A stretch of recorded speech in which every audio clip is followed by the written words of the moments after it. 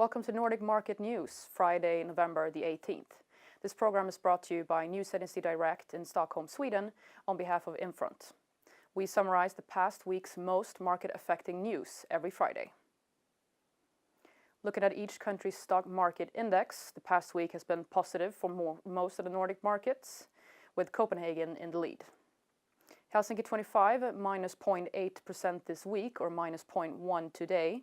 OMXS 30 1.2 this week, or minus 0.1 today. OSCBX 0.8 this week, or minus 0.2 today. Copenhagen 20 1.4% up, or 1.6 today.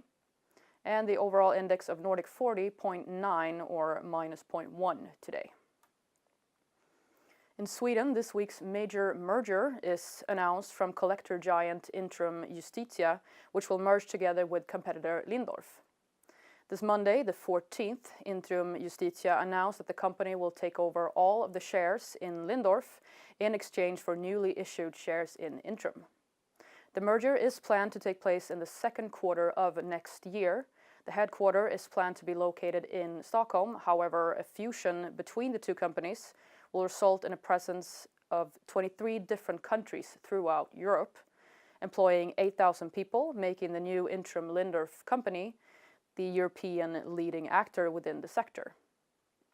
The largest shareholder will be venture capital company Nordic Capital. Yesterday, Thursday the 17th, H&M announced its sales statistics for October. The sales growth for H&M was 10% in October, compared to September, when the growth was 12%. This was somewhat better than expected, compared to the SME Direct survey, which estimated a sales growth of 9.2%. H&M was one of yesterday's leader in the positive development in OMXS 30. In Finland, the third quarter of 2016 was somewhat weaker for Aktia Bank than the same period for previous year. The operating result was 15.8 million euro compared to 16.4 million for Q3 of 2015. But on the positive side, lending to new customers increased during the quarter. New lending to domestic households increased with 20%, making the bank close to meet its target growth rate for 2016. The outlook for the country economy is continuously positive. This Wednesday, the GDP indicator for Finland in September was presented by the Finnish Statistics Authority, indicating an increase of 1.5% compared to the same month of 2015. Meanwhile, the Consumer Price Index, CPI, increased 0.5% in October year over year. The CPI rose 0.4% in September year over year. In Norway, oil drilling service company Seadrill will finish its financial reconstruction before the end of April in 2017. The plan has been approved by all lenders regarding the credit facility West Eminence.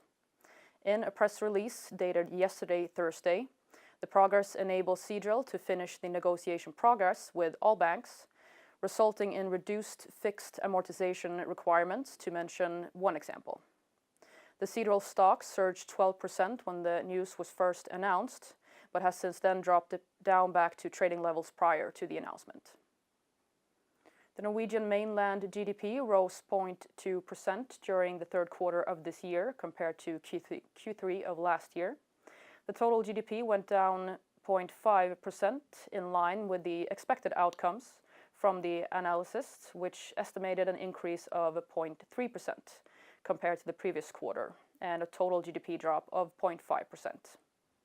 Consumption was unchanged in the third quarter, while gross investments rose 2.6%. Export went up 1.1% and import also up 1.3%. In Denmark, the Danish stock market index is in the lead this week in the Nordic markets with an upswing of almost 2%.